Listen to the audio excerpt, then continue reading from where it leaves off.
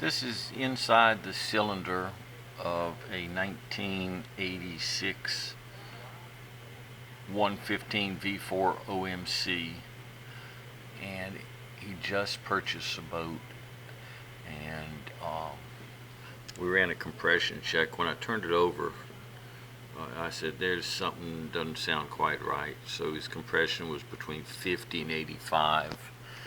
So we said this probably is not going where you want to know. So we got the borescope out, and that's inside one of his cylinders. That's inside another one,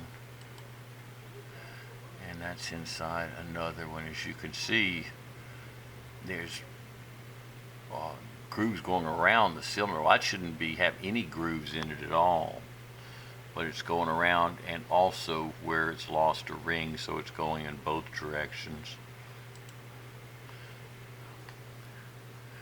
And there's some more, and there's another one. As you can see, whoever just rebuilt this motor,